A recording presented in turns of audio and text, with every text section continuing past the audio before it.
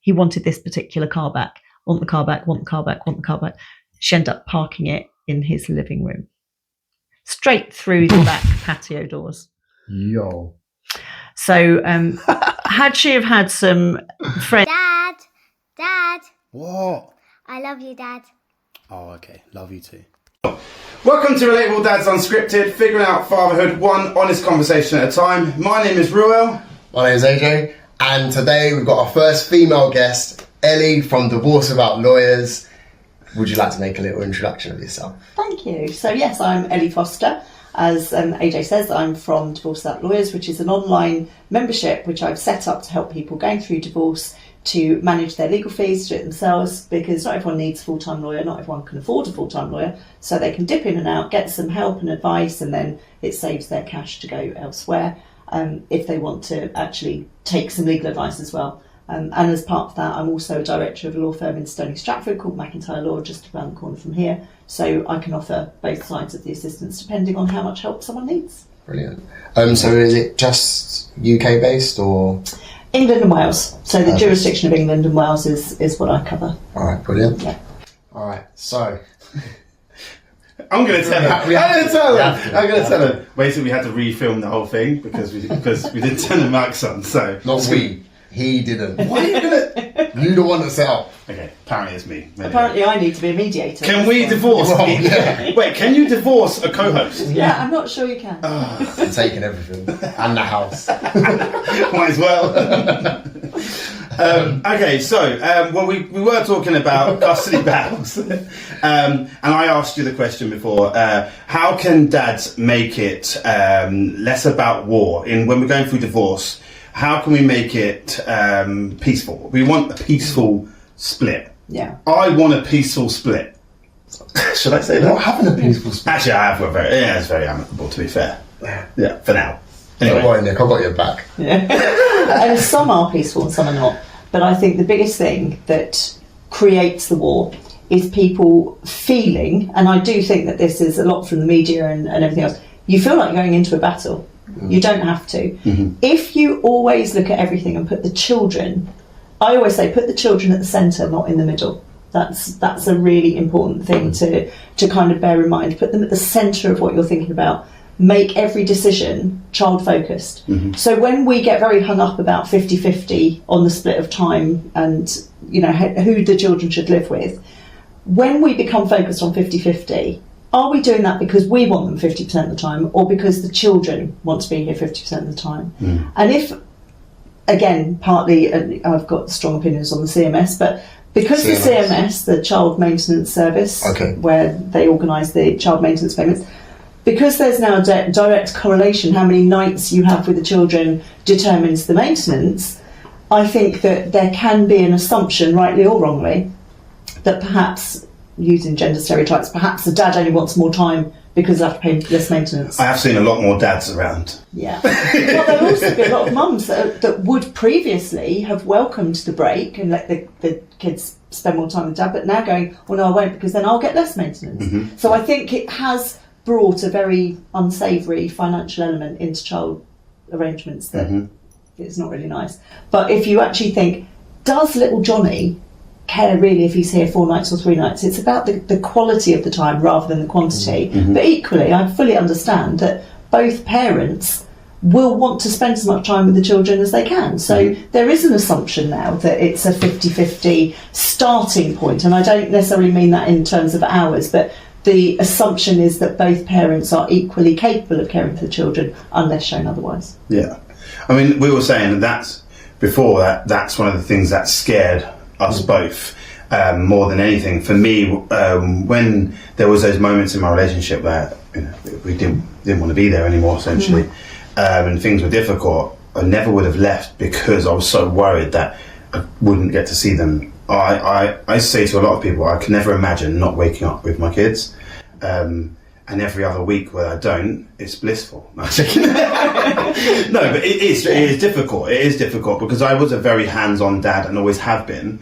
It has been difficult to sort of let them have that time with their mum. They go to their mums for a week, and that's quite scary because you don't know who they're around, what they're around, and so you have to fully trust the other person, probably more than you had to trust them when you're in a relationship with them.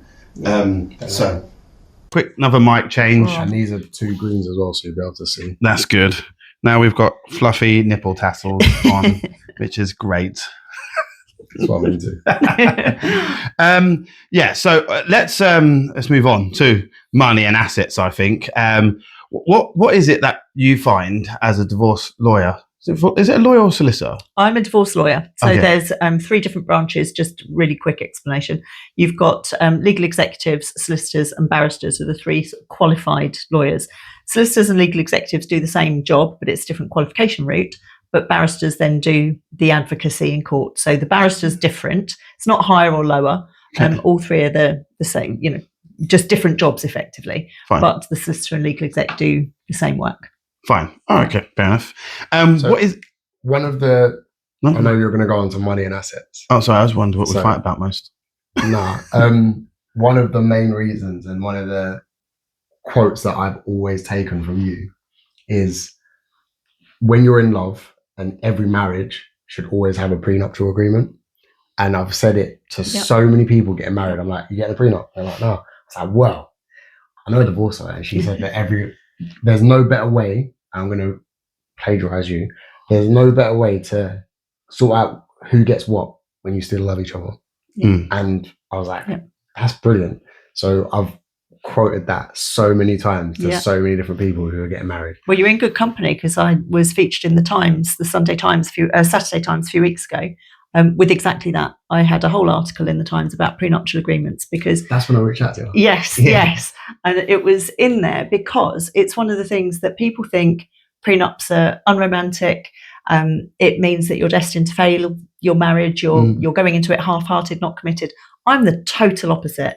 I went into my marriage, I only got married again 6 years ago, and I went into it insisting on a prenup, even though I'm not the one with the money. My husband is far wealthier than me.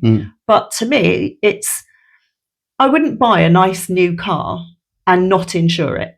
And I don't insure it because I'm planning to crash it or because I want to crash it. But if I did, I'd like to think that everyone's protected. And it's exactly the same to me. I'm insuring the marriage. If it goes horribly wrong, the money that is in our family will go to where we want it to go. My kids will benefit, his kids will benefit.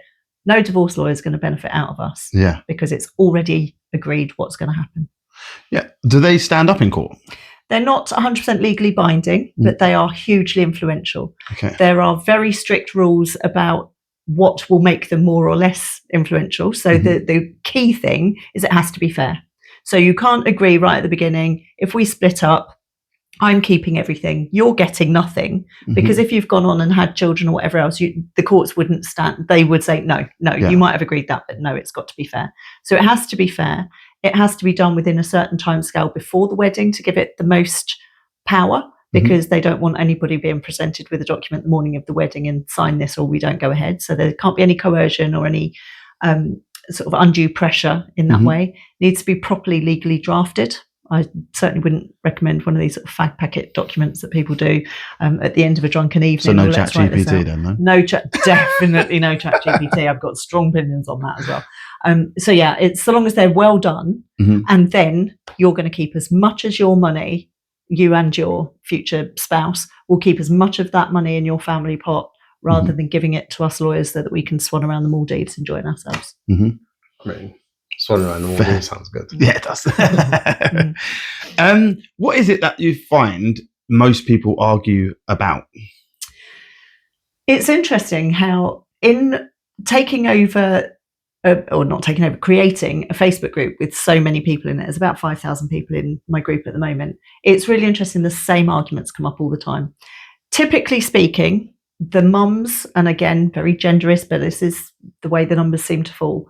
The mums are very worried because they normally have much smaller pensions, much smaller incomes.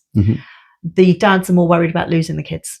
So what do they argue about? It always seems to follow the pattern. The dads think mum's going to stop them seeing the children, and the mums think dad's going to not share the pension or cheat them out of funds. And if they're self-employed, they're definitely hiding income. It's all of that sort of stuff. What's the percentage of your group? So male to female? I don't know what the percentage is, but it's definitely a lot more women. And I think the reason for that, and I've really explored it quite a lot, when I started the free group, I think it's because women tend to come in and find it easier to talk about things. Men tend to keep it to themselves a bit more, don't want to be seen on Facebook groups asking for help. Now that there's anonymous posting, I've seen a big surge of men coming in and asking anonymously. Yeah. And of course, I know whether it's a man or a woman. I only know the name. Yeah. I'm going to make an assumption if it's John Smith, it's careful. probably a man, but it might not be. You might find yourself in a lawsuit. I could get all sorts of trouble. But, I can see there are more men coming into the group now than previously because they can post anonymously. But I think this whole thing with, men's mental health and everything else, I think they do find it harder to come in and talk in a room full of women, especially when, and this is one of the reasons I pay staff to really admin this group, because they come in and they'll get attacked. Well, you did. So I kind of we run a tight ship over there in my divorce group. Definitely to join that group. I'm not in it yet. But so you think, has there been any kind of, this is just a random question, I suppose, that I was going to ask at the end, but has there been anything that you've seen people have argued over that is just like, why are you arguing over this? Oh, plenty. What's the best one? I don't know if it's the best one or the worst one, but a toy box. I was instructed to go to court over the contents of a toy box. Isn't it the kids? It was the children's toys, but because the family had separated and gone their separate ways, in this case, one party felt it was unfair that all of the child's favourite toys were going to go with the other party, and they wanted to split the toy box. Okay. And the other party was saying, no, I have bought most of these toys. They're coming. I was actually instructed to go to court, and I was begging this client saying, this is ludicrous. You could buy 50 toy boxes over for what it's going to cost.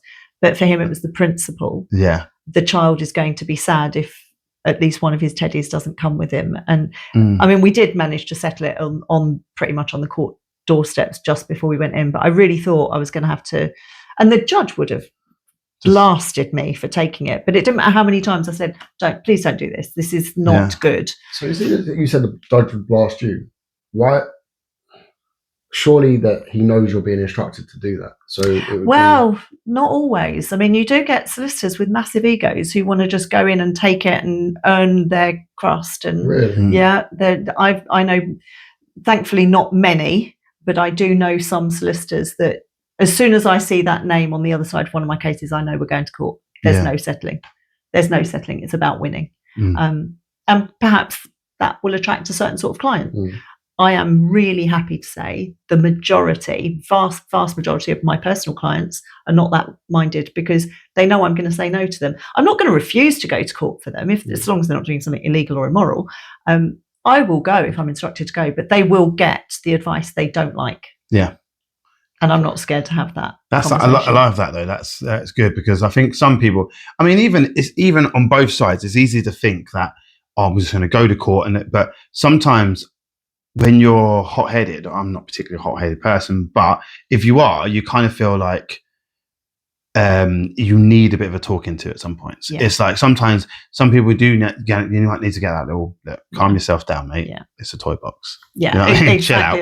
Chill out. And what I say to them is, look, this feels like the most important thing to you right now, but in 5 years' time, you won't remember this, but you'll be smarting if you spent 20 grand on that to go to court. Yeah. Is that how much? Oh, it could be way more. If you go to court, not necessarily over just the toy box, that's all part of a bigger thing. Buy some extra toys. If you're going to go to court, then I think it's more than the financial cost you've got to think about, the emotional cost, the damage you're going to do to that relationship. In some cases, you have no choice. So I wouldn't want anyone to be frightened to go to court to get a fair result. I wouldn't want anyone to hear me saying this, oh my God, I'm going to be bankrupt and I'm going to be mentally destroyed as well. There are times and places where going to court is the only option. Yeah. There are some times and cases where I say to people, look, and in fact, I've got one that I'm probably going to be doing quite soon, where we are desperately trying to settle the case. Me and the sister on the other side have got a very good working relationship, and there's a mediator involved. This case is probably going to settle, but we're going to issue court proceedings anyway, because there is a time pressure on this family for reasons I won't go into. It's a time pressure. So we're going to issue the court proceedings just in case the mediation fails. Okay, yeah. We've got that as a backup. But the solicitors, we are working together very closely to try and not let that happen, try and settle the case between them. They're two really nice clients that just don't love each other anymore. No, that's complete. It's sad when it's like that. That brings us on to another question as to when do you feel it's, well, how can you tell when it's time for divorce from your perspective or counselling? Usually by the time people have come to me, not always, but usually they've already made the decision the marriage is over. Mm-hmm. It may be that they've been through counselling or thinking about it. It's probably already happened. The times when I say to someone is, are you ready for this? There's two times actually. One is if it's been sprung on them, so they don't know it's happening and it's just come out of the blue. Very often that might be because someone's met somebody else or whatever, so they haven't necessarily had a really unhappy relationship, but there's a new person involved. So sometimes it could be that. And other times it's perhaps because they've been in their own little bubble, maybe not spent enough time thinking about whether the other party is happy or not, and it's come out of the blue. So then I sometimes say to them, look, don't just rush in an issue or anything else. Take your time. And if the other person issues, don't feel pressured to make any quick decisions now. Take your time and really get your head around this first, because your mental health is going to take a bit of a battering during this separation, probably. The other time I say to people, really stop and think about it, is if they come in and they're telling me what's going on, but they're sobbing all the way through. And, I want to issue today. Let's have a little bit. I won't say no to it, but that's the reason the government have put this 20-week waiting period in a divorce now, because it does stop people. It's fair. There was one year, quite some years ago. It's long, 20 weeks. I came into the office on the first working day after New Year, and there were 17 voicemails that had been left overnight on New Year's Eve from this particular day, because emotions are high, people have a row, maybe too much to drink. Right, that's it. I want to issue. New year, new me, and all that. Exactly that. Jeez. And a lot of the time that's genuine. That's like they might have been thinking about it for months. But other times, as I say, it might be just one too many Bacardi and Cokes. Ended the whole relationship. 20 grand down the drain. Yeah. So I usually say to people then, do you want to just take some time, think about it? We've got a really good part of Divorce That Lawyers is I have a massive network of people who come in and do talks, a bit like I'm coming in with you. They'll come in and do talks in my group. I've got grief counsellors, because actually you do go through a grieving process at the end. So we've got grief counsellors, we've got relationship therapists, we've got all sorts of help. So I will say to people, look, go and talk to somebody else before you spend any money on legal advice. It's important to know your position, but before you actually go down the issuing and writing letters, and just take a deep breath and see. But sometimes you might want to try again, but the other person doesn't. You can't force that. Yeah. Fair. And the new divorce rules are good for that, because it used to be that you could just say no to a divorce, but you can't now. So what's the so going from, you said the new divorce laws, so what's the differences between the old to the new? I should caveat by saying it's not that new anymore. It's almost like people in Milton Keynes still call the shopping centre the new bit. Yeah. It's like that. It's been around for a long time now. It's been like 3 years or so. But under the old rules, you could only get divorce if you could prove adultery. There was behaviour, like bad behaviour that shouldn't be ignored, desertion, separation for 2 years, or separation for 5 years when you didn't need the other person's consent. So 2 years you'd have to both agree, or 5 years of living apart, and then you could get it. But other than living apart for 5 years, you either had to show why it was the other person's fault or have their agreement after a 2 year period. They got rid of that 3 years ago. And now you can just say, I want to get divorced. Now, under the old rules, when you had to make all these allegations, of course, the other person could go, I don't agree with that. No, I'm not having that. So the only way you could get divorced without the other person's consent or proving your position in the past was by waiting 5 years. But now you can issue your petition, or application it's called now, I still call it the petition. You issue your application, and then the other party doesn't have a right to defend it, unless it's something like you're saying, I'm already divorced in another country. There's some jurisdictional technical thing, but you can't just say, no, I want to try on this marriage. What do you think led to that rule change? There was a case that came up some years ago now, and it was a lady who had issued her divorce proceedings, but her allegations of behaviour weren't strong enough. So not everyone wants to go in and go, he's an absolute this, that, and the other. They don't want to do that. Sometimes they just want to say, well, I want to get divorced. I need to put some things in. It needs to be strong enough to get past the judge. Well, okay, he wasn't very thoughtful. When we went out, he made me feel like I wasn't part of the family. There'd be stuff like that, which was actually quite a don't start. But there would be some of these allegations that people were having to make stuff up, and I don't mean in a nasty way, but just like trying to come up with something to get divorced. Yeah.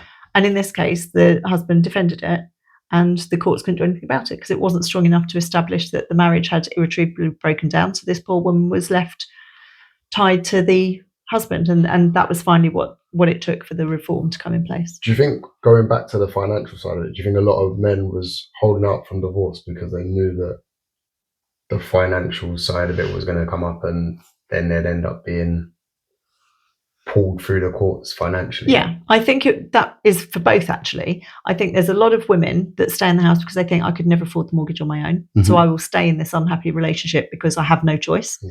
And there's a lot of men that would stay in an unhappy relationship because they would feel that they'd be hauled over the coals, falsely accused of abuse, not allowed to see their kids. There's a lot of fear around divorce. Mm-hmm. And I wish we could get rid of that. I wish there was a fairer system. I mean, I know we, over coffee earlier, we had a quick chat about the fact that there is, because of the lack of legal funding, now to get legal aid, you can only really get it if you can prove or establish domestic abuse. There has been such a rise in people making allegations of domestic abuse. And this really incenses me for so many reasons, because it waters down when there is true domestic abuse in a relationship. That should absolutely be nailed. Mm-hmm. That should not be allowed.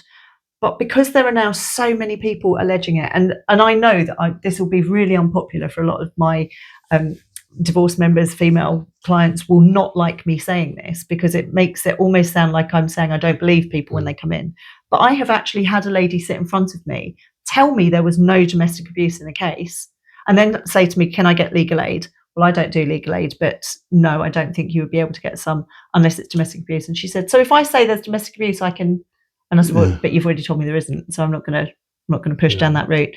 And it was probably a month or two later, I saw her in my group talking about the domestic abuse that she was going to allege in order to get the divorce. So I know it happens. Yeah, and there's nothing I can do about that. And there's also that can destroy the other partner life completely. And that's it's crazy how is there. I suppose you can never disprove it or prove it. But if there was a case where you could disprove it, would that person then be in trouble? Could they go to prison for alleged? Because I think that's one of the things that should be able to happen. That you should be able to essentially counterclaim on that. I have never seen anyone go to prison for it. I've not seen it. What would happen if abuse is alleged and then denied? Yeah, and then you would have to have a fact-finding hearing where the judge has to make a decision on it. Now, it's really difficult because how do you prove what you haven't done? It's really hard. Yeah, it's true. And I have seen fact-finding cases where I've acted for a really lovely client actually years ago, and we had a 5-day fact-finding and he was cleared of every single charge. And there was no sanction to the wife in that case, no sanction whatsoever.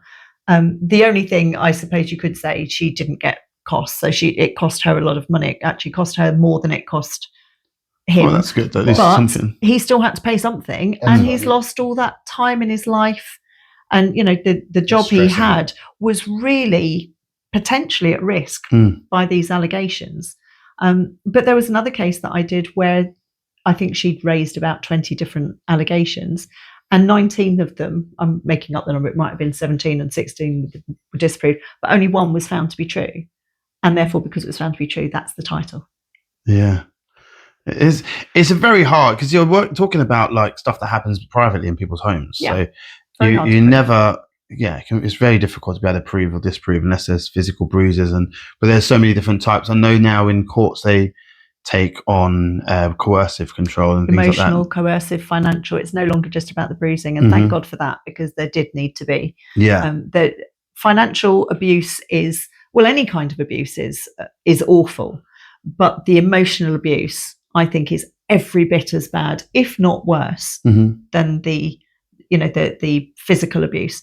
Because the physical abuse, even if you are, I don't want to say tolerating it, that's the wrong word, but if you're in a situation where you are enduring it and you're putting up with it, even if you're justifying it, deep down you know it's wrong. Yeah.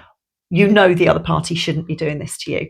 And you might justify it, you might take the blame. Oh, well, I did this, I shouldn't have done that. You might take some of the blame, but you know it shouldn't be happening. Yeah. Whereas the emotional abuse, the gaslighting, the coercion, the forcing you, the isolating you from family, that you don't actually often know that you've been in an abusive relationship until you're out of it. And then you see, oh, that wasn't normal, I shouldn't have had that. And it can be, I think, that kind of insidious creep of behaviour comes up sometimes without anyone even realising it. And I will say it happens to men as often as it happens for women, but women tend to get the support and the men don't, because the men are not telling their friends what's going on at home the way the women are. Yeah. So again, I'm not saying that it's less important for the women because we're sharing it more, but I think people overlook. I think for a man side of things, like they don't want to ever admit that they're getting abused by the. It's a very difficult thing to admit. Especially if you're like, even if it isn't physical, like, if it's just mental, you're like, how do you tell people? Yeah. And even then, look what you just said, look at your language. If it's just mental. And we all do it. We all do it. Yeah, well, and that's the thing. It's so, as a man, obviously, you don't want to kind of like look like you're struggling. I think it's difficult. It's very difficult, and I think that there needs to be way more help. There's a lot more. There are more groups coming out now to help men, and there's a couple of people. I think we've got some mutual contact. Do you know Fidel? I don't know if you know Fidel. He runs the Modern Man Club, which is a really good support group for men. He does like kingmaker programs and things like this. He is a fantastic person to look up. Fidel Bohill, he might be a good person for you to chat to. Next guest. But really, really helpful guy. And he has made it his absolute mission to help men going through mental health stuff, divorce. He's written books and stuff as well. But he's a really good person. And he now trains other people to do the same. So I think, like anything, it's all very well having one person with a passion, but one person can't help everyone. So he now trains other men to do that. So really useful. Do you see, with the whole divorce thing, do you see any like cultural, I'm not trying to culturally bash anybody, but do you see any like cultures or religions or like in a particular way? Yeah, I do. I mean, it's not for me to pass judgment on any of them, but even my own religion, I'm Catholic. So me telling my family I was getting divorced 30 years ago. That's what I was saying with the whole divorce thing. Because I know in a lot of cultures it's frowned upon, divorce. It really is. It really is. And I think sometimes we look at some cultures and we think of religious cultures or religious situations being the ones where it's very obviously the women are treated differently. Like, for example, out in Saudi Arabia and wherever else where women are treated unequally. But I think there's lots of cultures in this country that we have that anyway. In a slightly different way, but the religious side of not being allowed to get divorced. And I know that now, as I'm Catholic and we are allowed to get divorced, but it has taken a long time for that to not feel shameful. And actually, why should you be ashamed of getting divorced? It's ridiculous. What other really. contract do you have to sign and stay in for the rest of your life, whether it's working for you or not? I think it's crazy anyway, because like you say, I mean, you pick someone at one age of your life and then you think it's perfect, and it could be perfect at that point for both of you, but then you change. We all change. We're human. So every 7 years you change. Yeah. So, well, close. I changed my 3 years. Sorry. So you do actually change every 7 years. So that's what I'm always like. She's had way too long now. True. She's gone past the 7 year mark, so I might be her off. But if you can grow together, that's great. But the chances of that. So it does mean a lot of compromise. The longer you are with somebody, a lot of compromise. And it's like, when I look back to my first marriage, I was a very different person in that marriage to I am in the one that I'm in now. And I'm sure that's the same with my husband. And there are things that my husband does that I'm going, I'm not going to say anything. And then I'll just explode about it. And he's exactly the same. And it doesn't mean that we're unhappily married, but I think you tolerate less as you get older. And it's I think that can lead to big problems in the relationship, because on the one hand, you need to compromise. Everybody needs to compromise to make things work. But if you feel like you're the only one doing the compromising, then the problems set in. Do you? Obviously, the question I've probably answered it. You've answered already because you just answered there. But do you still believe in marriage? I 100% believe in marriage. Yeah, I do believe in marriage. I think it must be difficult though, because it is. I mean, Why I would you remember. recommend someone to get married? Why would I? Yeah. I think Speaking from the my best life. one for me to refer to is, for example, my mother has been or was with her partner for probably 35 years, and he died 2 years ago, and she is completely unprotected in-law. Okay. Totally unprotected. Anything they had done, unless she's got her name on it, and they were of the age when they got together where they didn't really have they didn't go and buy a house together and things like that. Absolutely no claims to anything whatsoever. And I'm not saying there are things that you can do as a cohabiting couple that protect you in that way, but they were of the generation that they didn't. So that's one of the things. I think that for me, I do like being married. I think it does. I like the feeling of, he's my lobster, I like that you've chosen someone, you've chosen to spend your life with that person. Yeah. I really like that feeling of security. But with that said, it's only a wedding ring. I could do that really easily, and so could he. Yeah.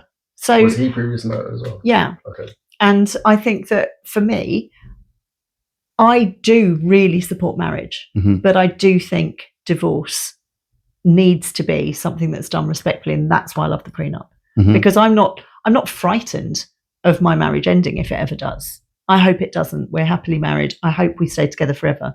But if we split, 6 years, right? 6 years we've been married, been together for, I think it's about 12 or 13 years. Well, by his reckoning, you've only got one left. Enjoy it. No, because they're growing together. So. Well. But if we did split, I know we're not going to have a massive legal battle through the courts, because we've done it already. We've written our contract. We know what's going to happen. What does he do? He works for the government. So he was in the police for 30 odd years, and he'd been on secondment to the Home Office for the last few years of that, and he's carried on working for the Home Office He since he knows that you're retired. winning top court then. He always says it would be like going into court with a black belt. Classic. He knows he's stuck with me for life. He hasn't got a choice. In the prenup, you put another little layer without even even noticing. Yeah, this is the prenup. If we agree, if Ellie wants anything else, that's fine. So, do you know the average length of time that people are getting married in the UK? Do you know, I don't know that. Okay. And I should have known that, because I was pretty sure you were going to ask some stats.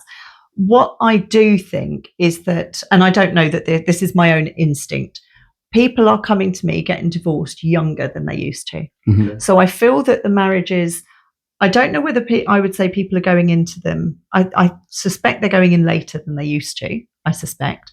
But they are, shall I say giving up? Is that a bit of an insulting term? They're conceding that the marriage isn't working at an earlier stage. I think we are living in a very much faraway society now. So cars, you only have for 2-3 years at a time. Phones, you have for 2-3 years at a time.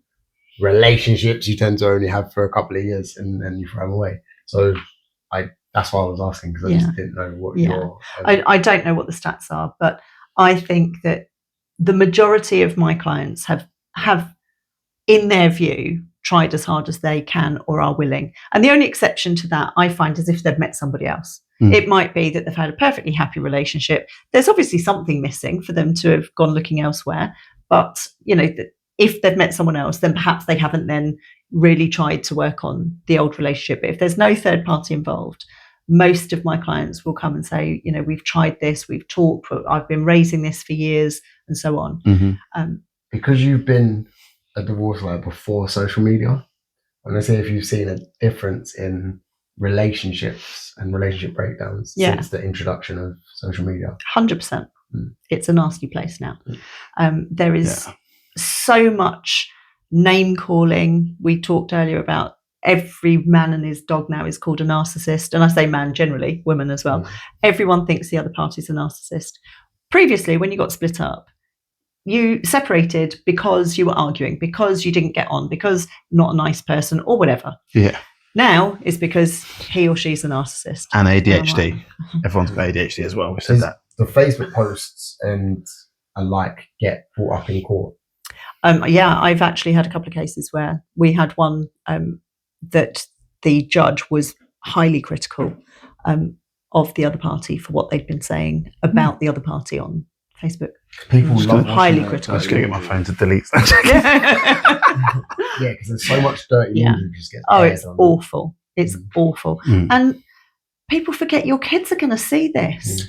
That is going the thing, isn't it? forward. That, I mean, whenever I slating do your ex. things, I try to think about those guys Yeah. because whenever you do having conversations, you have to think about how they're gonna. You're talking about their mum ultimately, so or their dad. So Or the dad. I think it's really sad, and I accept that hurt makes us all do things. We said earlier on, didn't we?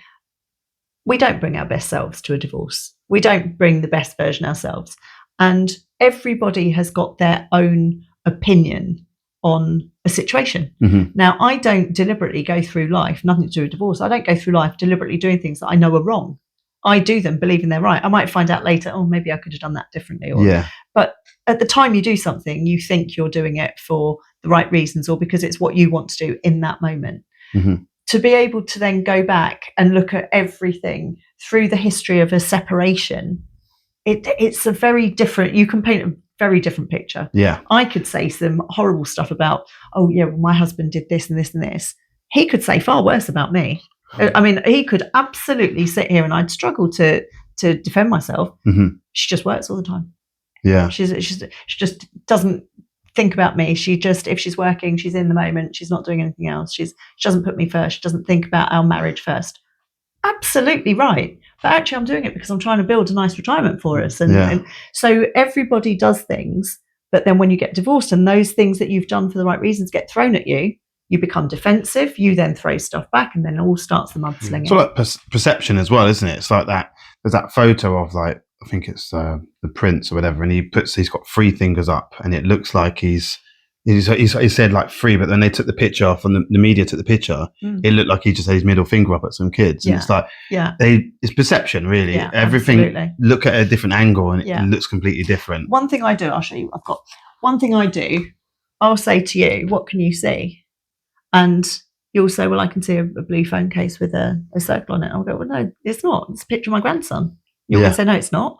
Well, it is. That's a picture of my grandson, because when you look at that side, it's a picture of my grandson. Yeah. So when you see things from your own perspective only, it's very hard to see what the other person's actually thinking. Yeah. So one of my biggest quotes, and I always say this, there's always 3 sides to any story. Oh, completely. His side, her side, and the truth. Yeah. And if you listen to both sides, you'll get amalgamation of both. And then in the middle is pretty much where the truth lies. Yeah.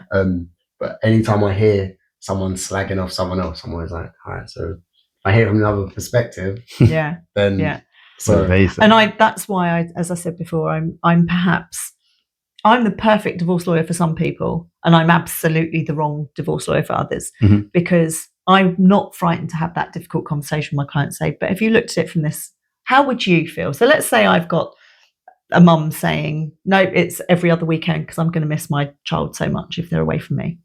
And I'll say, but how would you feel if you were the other person? Yeah. So try and look at it from their perspective. Oh, well, he doesn't care. He never saw them anyway.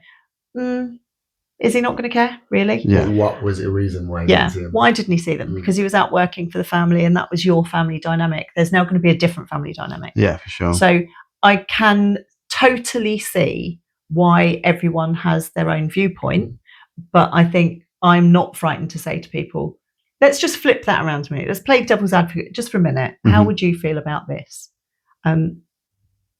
Sometimes it gets there, sometimes it doesn't. Because sometimes, as a divorce lawyer, I'll always support you. I will always support you. But if you're being unreasonable, I will tell you you're being unreasonable. Yeah. And then it's up to you. Do a lot of lawyers do that, or do you think that's quite rare? I don't know if it's rare, but I wouldn't say it's something I've come across very often. I learnt it from the boss who trained me. Right. Okay. I worked for an absolutely phenomenal man I was his secretary for the first 8 years, and then I went on and qualified. So I worked with him in both levels. And because I was his secretary, I did, it was the days of the headphones in, online dictaphone. So a lot of the expressions I find myself saying are things that he was dictating to me, and I would then type to send to the client. So I have learnt that from him. but there were other people that I've worked alongside and come across that definitely don't have that approach. They will just, you do see some lawyers that I think you cannot possibly believe what you have just written in this letter. Yeah. So either you haven't given the strong advice or you've given it and been told to ignore, like, I don't care, just write it anyway. Yeah. And it's always hard to know. We've got some really good lawyers in Milton Keynes, though. I think we're quite blessed with that here, I think. I couldn't have a lawyer come on and not ask, because my niece is looking to become a lawyer. Not quite sure what part of law she wants to discover. But what would your advice be for someone going into? Obviously, it's clearly affluent since everyone's getting divorced. So it's great. Yeah, you say that though. It's a very a long time life. It's a very different environment now than it was when I trained. I didn't take the traditional training route. I didn't go to university straight from school. I left home when I was 16. I went straight into a job. I met my husband. I had my daughter at 18, my son at 21. And then I didn't start my legal qualifications until after that at night school because I wanted to be a legal secretary. I wasn't actually interested in, or not interested. I didn't think it was my career path to be a lawyer. I didn't come from that background. You know, remember back then, it wasn't a case of everyone went to university. Like now it's almost expected that you go to university, but back then it wasn't. So being a legal secretary was my goal and I loved doing it. But therefore, when I did decide to become a lawyer, I was already at that point married, a couple of children. I couldn't just give up my income to go to university. So I did it at night school. And that's why I chose the Institute of Legal Executives route. Okay. And I went that way. So my training was very different. It did mean 8 years of no social life. I was going to say, how long is it? It took me 8 years. I think there are people that do it in 4 because you can do 2 subjects a year. I chose to do 1 a year because at that time I was going through my own divorce and I wanted to focus on the kids. I didn't just literally want to. So what made you choose divorce law? My own experience. Okay. Yeah. So I didn't, my first job in law, what was it? I did commercial and banking. I didn't like the repossessions. I felt really awful repossessing people. I hated that. But we did a lot. I did commercial litigation for quite a long time. There was a firm in Milton Keynes called Fenimores, and I think half the lawyers in Milton Keynes started there. Yeah. We had a lovely firm, and I got some really good support in there. And I moved through a couple of different departments, and then I did intellectual property and copyright and stuff like that. But when I went through my own divorce, there was always this thing in me that went, if I didn't work here, there's no way I'd have access to this advice. And it was so unfair.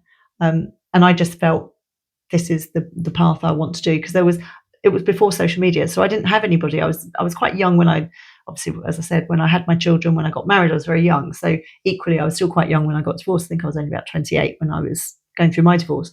So I was the first of my friends to go through divorce. No social media, no advice. I didn't have the money to pay for a divorce lawyer. So what would I have done if I wasn't working there? And that's where the idea that I've got to do something about this, I wanted it to be accessible. That's amazing. Would you say, that sounds very wrong maybe, but would you say anyone could be a lawyer? Yes. Is it something you can learn, or do you feel like you have to be quite smart to do that? No, I think you've got to have a certain degree of you have to be able to read, understand, assimilate information. Yeah. I definitely don't think you have to be. There used to be this kudos about being a lawyer, and you've got to be super bright. You've got to go to university. I've proved that is not the case. You can do it by sheer hard work, determination. I think you have to be. I think to be a successful lawyer, it's more than just book smart. I think you have to be empathetic. For me personally, I would want my lawyer to absolutely have my back and understanding. I would hate to be someone that was basically focused. The lawyer's all about sharp suits, going in, arguing, winning the case, but not caring about the fact that they just absolutely destroyed the relationship I had with my ex, and now we're never going to be able to speak again. Our children, my first husband and I, we've got 2 children, and we have been able to go to weddings and christenings and all the stuff for family events that we need to do. It wasn't an easy divorce. I won't pretend it was, but we've been able to stand next to each other at our daughter's wedding and be perfectly civil. Now, if you've got a lawyer who's determined to squeeze every penny, then perhaps that relationship wouldn't be like that. So I think compromise is important. How have you found co-parenting? Because obviously that was one of our biggest subjects. So it was very, very difficult for me at the time, especially because I was the mum that didn't have the children full time. So straight away, people will back in those days, because I think it was, when did I leave the house? I think it was 1998, I think. And back then it was unusual. And basically the mums that didn't live with their kids were either drug addicts or they'd run off with somebody. There was always a big drama or a story. Whereas in my case, I'd left because I genuinely felt that, look, my husband lives in the house. He's got a good job. He can financially provide for the children. If they come with me, their entire life changes, because I didn't have anywhere near that sort of income. So their whole life would change if I dragged them across. I actually ended up sleeping at a friend's house for 3 months, like no house of my own. And I felt it would be too disruptive. So I took the decision that me leaving meant there was one change for them to adapt. Whereas if I took them with me, everything would change. Wow. Yeah. And that was really, really hard for me. But, you know, whatever had happened in our marriage, he was a good dad. Yeah. And he loved the children and they loved him. So I took the decision that it was my decision to leave, and therefore it's on me if things are difficult. How often and how involved were you from? Every other weekend and Wednesday evenings. Oh, wow. It's always Wednesday, isn't it? It's always a Wednesday. Wednesday. One of the things that I worry about with, see, me and my ex, we actually get on really well as in terms of the co-parenting side. For example, it was my daughter's birthday the other day. We both went out to dinner together. Yeah, we used to do that. Yeah, we did dinners. In fact, when we very first split up, I think it was actually the day after or the week after we had split up, we both went to a wedding together. And we've done lots of different things together, all the kids' birthdays, loads of different things that we've done together at points. So we're amicable in terms of who has what times, and I can just call her and say like, okay, this is what we're going to do. You're happy to do this. And it's pretty much decent all the time in that respect. My worry, therefore, though, is once we now go through the court side of the splitting of the everything else, assets wise, that's when it's going to then take and I do notice that there's certain moments where I'll say, right, okay, can we sort this out financial wise? And then that then just sets us back so much. You are going to have a lot of blips on the road. But I think the language you use will be very important. No accusations of things, no bringing in bad behavior, no referring to new partners, or no sly digs. And I think that's actually, as humans, that's quite hard for us not to do that, because we want to feel like we're in the right and things. But when it comes to separating money, I think that the more you can do yourselves without the lawyers, the better. If you do need help, mediation is fantastic. We've got some brilliant mediators in Milton Keynes. There's a lady, if anyone is looking for a mediator, am I allowed to say? Yeah. So a fantastic lady in Milton Keynes called Pernilla Hatter, and she's with Focus Mediation. And is that a paid? You have to pay? Yes, it is a paid service. But the way I talk about it, you think she was my best friend or my sister, because I think she's amazing. I've never met her. But how I have come across her was she's done work with clients who have come to me, and it doesn't matter whether she said the thing they want to hear or not, they've all said how good she is. So I now refer pretty much all of my clients over to her. But there's a few, she's not the only one, but like she is very, very good. So if you're in a situation where you're kind of amicable, but there's a few little bits you've still got to iron out, try mediation. What I usually suggest is that mediation before court or mediation instead of court? Instead of court in the first instance. In the first beginning. What I usually say is it's always helpful for both parties to have one session of legal advice before the mediation, just so they know what their rights are, but also what their obligations are. Because a lot of the time people come in with an absolute right, I'm entitled to this, this and this and this. It's not what they got to give. But what about... So I think it's quite helpful to have some sensible legal advice at the beginning, even if it's just a one-off session. I mean, one of the things I've just started doing is power hours. So rather than you coming in and retaining me as a lawyer, I'll do a power hour with you where you come in, you talk about whatever you want to talk about. It might be a whole general overview or just one thing, or you might have one document you want to work on. But we come on, we do that for the whole hour. And then I send you away with a summary of the meeting and your to-do list. So you know exactly what you've got to do. I think they're quite useful before mediation because you know exactly what your rights and your obligations are. So when you go in and you start having the conversations, what I'm finding is that clients are needing fewer mediation sessions to get to the right point, because there's no point in them arguing, I'm keeping all of that pension because I had it before marriage. Yeah. If I've already told them, well, actually the other person's needs are going to usurp a bit of that. Yeah. So knowing that will stop you spending 6 months digging your heels in before you finally accept. Yeah, I think we haven't actually had mediation. We've been mediating between each other quite successfully so far. Yeah, good. You might never need a third party. I think sometimes it's important to have one when it comes to more the financial sides of that mediation. But yeah, I think it's definitely really good and worth doing.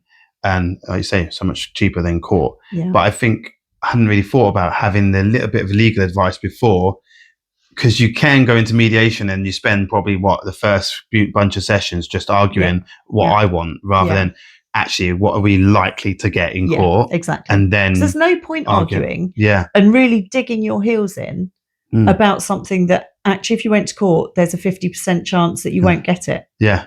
You might as well say, well, how could I compromise this so that actually it's me and her benefiting and not the lawyers and everybody else. In the Maldives. In the Maldives. I'm a bit obsessed with that. Yeah, I think that's where your future lies. I think so. Let's hope so. Let's hope mine goes there too. So have you got any funny or bizarre cases apart from the toy box? Well, there are a few. I obviously have to be very careful about the ones. One that I always like to refer to, because it sort of serves as a bit of a warning about perhaps having friends to talk to rather than each other, and all the anger that comes from that. But there was a lady who had been told constantly by her husband he wanted this particular car back, want the car back, want the car back, want the car back. She ended up parking it in his living room, straight through the back patio doors. Yo. So had she have had some friends to talk to that she was planning this, perhaps.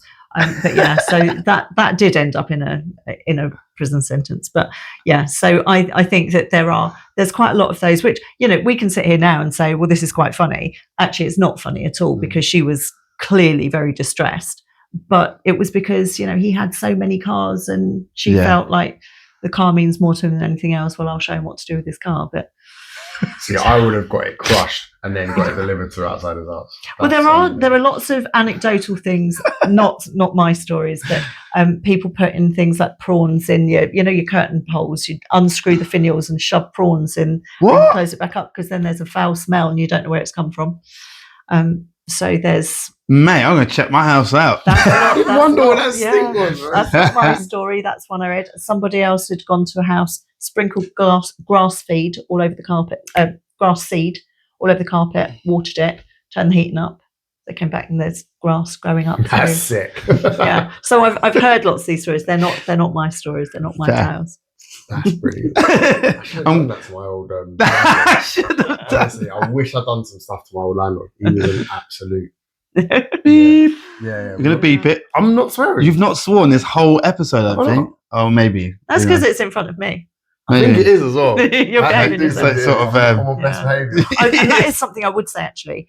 There are lots of ways that people are really mean to each other in such a passive aggressive way. So say, for example, you're paying maintenance to your ex, and this is one that I've seen happens a lot, because they know that everyone's going to get to see the bank statements. They'll change the payment code on it to be like the dementor or the adulterer or the cheater or something like that. So on the bank statements, they know everyone's going to see that.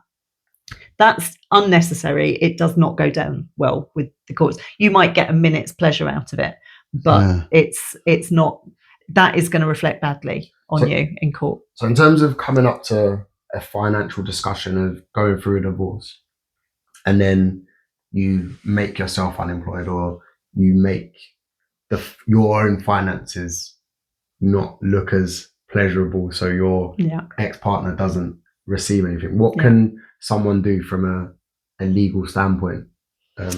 Well, the first thing is, bearing in mind when you go through any separation and divorce, you will provide full disclosure, which means you get 12 months worth of the bank statements as a matter of course. You're entitled to see that. You can go back further if you want. How far can you go back out of interest? It depends on the case. So Okay. if there is a reason, say for example, you're going through a divorce, but the other party knows that 2 years ago or 3 years ago, you received these massive bonuses, or maybe bonus isn't necessarily the best example because you could ask to see that by way of P60s, but you had a big inheritance come in or something like that. Now that money's gone and it's not in the bank. They might be entitled to say, well, look, this inheritance came in. They say it's all gone. Where's it gone? I want to see because I believe that's been transferred out to another account. So I need to see earlier so that we can see where it went. So the judge it's a discretion point. I think the longest I've seen, and this doesn't mean it is the longest, but the longest one I've done, I think I got 6 years for someone. And I thought that was excessive, but it was only on one particular account because we wanted to see the pattern of what was happening. So you can ask for for longer periods. So I wish I knew you for my mother-in-law, because my mother-in-law was not treated right in a financial sense. And due to her own finances, she wasn't able to do anything about it. And he, I don't want to go too intrusive, but like he's done her over financially. And she was a stay-at-home mum for her 4 children. So it is difficult, and especially like the other part of your question, what can you do if someone gives up their job? The important thing is the statute says it's not about your income, it's income and earning capacity. So if you have willfully given up your job, the judge can the other side can ask and the judge can determine on whether you should be working. What if you've been made redundant but you don't really know? Well, that's not really your fault. If you're made redundant, then it will be assumed that you are looking for another job. Now, it's always difficult, isn't it? Because you could say, well, I've applied for every single job. But if that was my case, if I was in a situation where the other side said I was made redundant and it was a year ago and I'm now not working, I'd be saying I want to see a copy of every application you've made plus copies of the replies, because you could just say, well, I've applied for every job, but actually you haven't applied for any. So I'd want to see evidence of what are you doing to find work? What sort of level are you looking for? Are you, if you've been made redundant, let's say you were earning 30,000 or 40,000, if you're applying for jobs that are 100 grand now, well, clearly you're probably not going to get that straight off the bat. I might be making an assumption, but so I think it's about what serious efforts is somebody making. If they haven't been making any, the judge can say, well, you should be making that. So I'm going to assume that you will get another job for a similar, and the judge can make that computation. What about if that person's actually allowed to have a look at those applications? Yeah, you can ask for them. The other side is not obliged to give you anything unless the court orders them to. But that would be part of my sort of questionnaire that I would produce, would be, what efforts are you making with evidence? I want to see evidence of it. And then if the other side refuses, then I'd ask the judge to make that. And what about if that person just was like self-employed, for example? Because obviously that's harder. Say, for example, they decided I'm now going to make up my own company now. Yeah, it's really difficult because as self-employed people, and I think you're both self-employed, aren't you? And I'm self-employed as well. It's very difficult to predict income sometimes. So my mother was taken ill last year, and then I was having surgery earlier this year. So for pretty much a whole year, I've really scaled back on my business massively. So my income this year is completely different because, of course, I didn't take on any new cases. A lot of the cases I had, I passed over to another firm in Milton Keynes because I just wanted some time to focus on my mother's recovery and mine. So my business has really massively dropped. So if we were to get divorced now, it might look like that's deliberate because I haven't taken any new cases, but there's a reasoning behind it. So the judge will understand that kind of thing. Now, of course, I'm fully healed. My mum's better. We're back on, and I've started taking cases again. So the judge will kind of have to use a little bit of discretion to work out what is reasonable in this particular family. Would they go back? Obviously, if you was on, for argument's sake, 30, and then you went down to 15. Yeah. So he would be like, well, that's your tracking. Yes. And and you if you've gone down to 15, you'd have to justify that.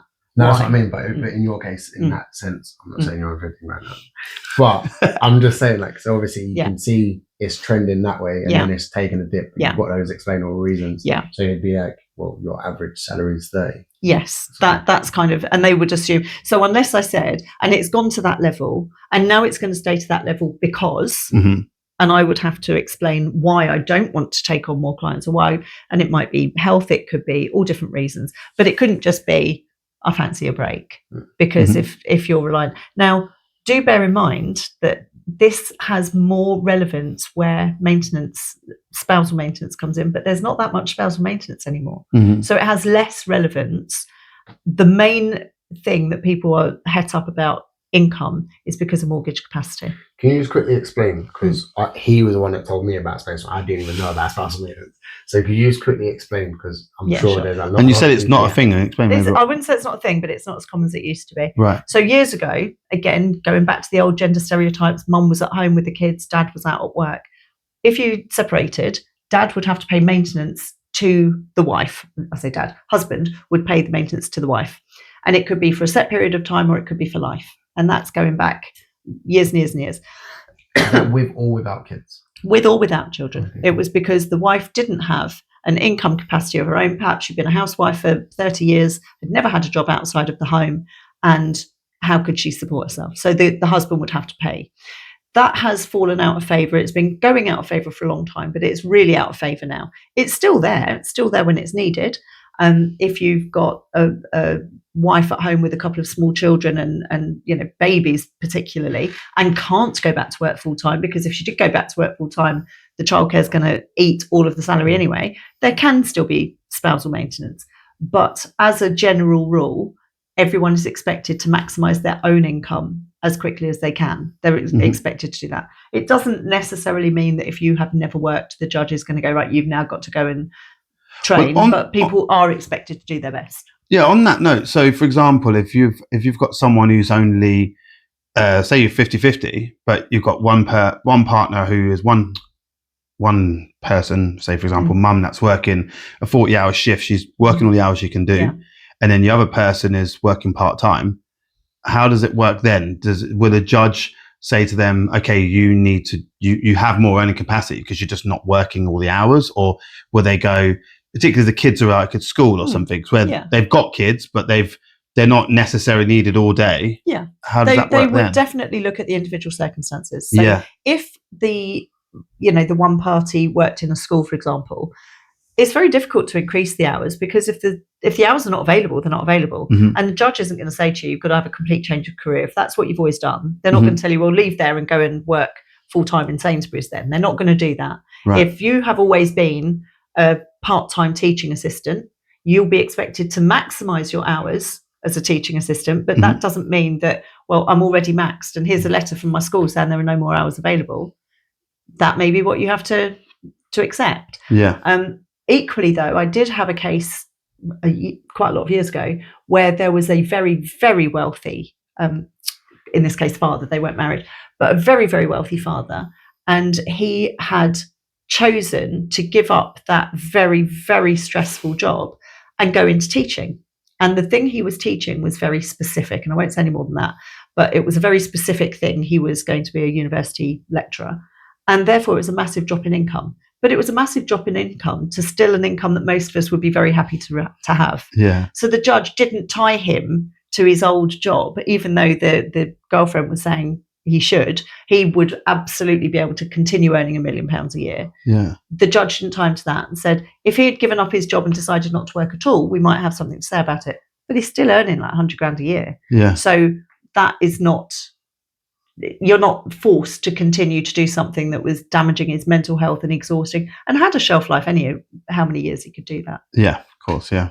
Just going back quickly, see when you said about the dropping down 15-15 and then you do the financial divorce settlement, if you then started going back, started trending like 45, there's nothing court-wise or law-wise? Unlikely. If you were in receipt of spousal maintenance, then it would make a difference because you could apply to vary. But once you've had a clean break, if you're not in receipt of spousal maintenance and you're not going to be getting it, then the future income is It's Irrelevant. neither here nor there. Yeah. Once it's a clean break, it's one and done. Fair enough. Yeah. Yeah, I suppose. Yeah, just asking them that. Yeah. But the same would apply if you received a big lump sum later, if you received an inheritance. As long as you hadn't hidden anything at the time, there's very little you can do. There are certain things, I won't get too technical, but there are certain things, there are things called barter events, which are unforeseen. That means that the other party could perhaps go and try and undo the consent order. But the true cases where that would be relevant are few and far between. Yeah, fair. Interesting. Yeah, very. Okay, so we'll finish up with some lighter questions, I reckon. You already finishing up? If you feel like you're ready to finish up, We've had our working. Yeah, so I was just going to say, generally, who would you say comes out is more likely to hide the most assets? We put in here. Just a quick husband or wife. Right, okay, off the top of my head, it would usually be the wealthier men, or either party that have received it from family. Okay. So if it's like family inheritance, it could be man or woman. But typically speaking, and for good reason, men have historically been frightened to disclose everything because they know it was all going to get given away. That's not the case anymore. But I understand that is something that is still a fear. Fair. What's your guilty pleasure TV show after dealing with like a long day in court? Oh, well, now let me tell you this. I don't like television. I don't watch television. But I found, of course, I don't need to watch telly. Watch it on repeat. But I found Netflix a few years ago, and I've become obsessed with Netflix. Although I don't watch any TV programs, I will find a box set and I will just keep going. And I'm 25 years late to the party, but I just found Gilmore Girls. So I watch Gilmore Girls on repeat. It's just empty nonsense that you can have on in the background while you're cooking your dinner or whatever else. But if it comes to actual TV shows, it's got to be LA Law and Suits for me. Fair. You said about you need to watch Franklin and Bash. Oh, I've never heard of that. It's two like lawyers and they do like random things to win cases. But Franklin and Bash, like, it made me want to be a lawyer. Oh, really? It's one of those things that is completely not real in law at all. Yeah, 100%. You'll hate it because it's got nothing real about it. Have you seen it? No, but what I mean is... So yeah, Franklin and Bash. So I must watch that. Yeah, well, someone said that to me about The Split, apparently The Split. And someone said to me, you'll really like that girl in The Split. So I watched one episode and I'm like, do you mean the really miserable one, the really slutty one, or the old lady? And I don't think any of them were particularly complimentary. So I'm not sure which one. Well, I don't know. Oh, okay. I don't know. My ears pricked up then. I was like, I'm definitely hoping it wasn't the slutty child. But yeah. And last question, I suppose. Who normally gets you the Netflix password in a divorce? Oh, good question. I think if that ever came down to a thing, I think it would probably be the one that has the children the most. Fair enough. Yeah, we're trying to get kids off the screens. So. That's true. Aren't we? By making them watch our podcast on the screen. No, the kids can't watch podcasts. That's true. I haven't sworn. Huh?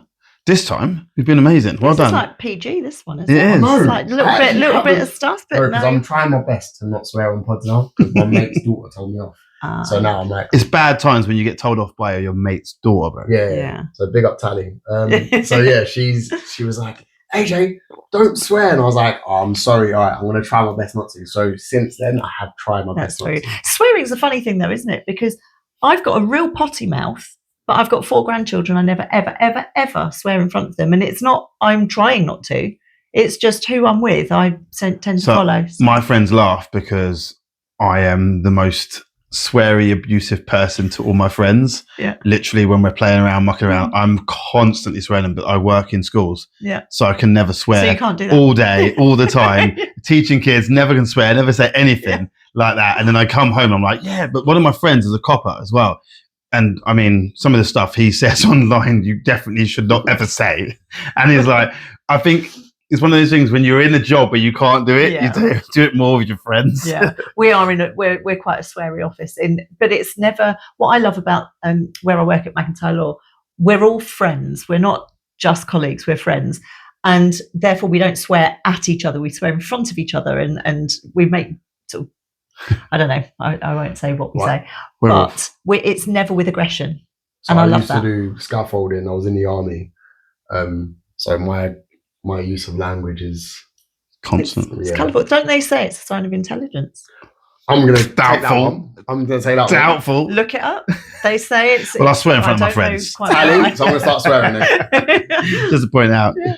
All right. Well. Thank you very much for Yeah. coming on. Thank And you do you for want to having just us. say again what your business name and how people can contact you? Yeah, sure. So if anybody is wanting any help on a one-to-one level, then they can contact me at McIntyre Law. My email address is elaine@mcintyrelaw.co.uk. But if you're actually thinking, no, I want to do more of it myself, then my website is www.divorcewithoutlawyers.co.uk. Perfect. We'll put that in the description below. Definitely. Thank you. Well, Thank you. because he schedules. I won't type it in though because I'll type it wrong. Yeah, I'll send it to him to put in there. All right. Thank you very much for coming on. Most welcome. Thank you for having Been me. really good. Thank you. All right. Thanks. Take Awesome. care. Peace. Peace. Dad? Are you finished yet? Dad? Yeah, man. We finished this episode now. Come on, let's go out, kids.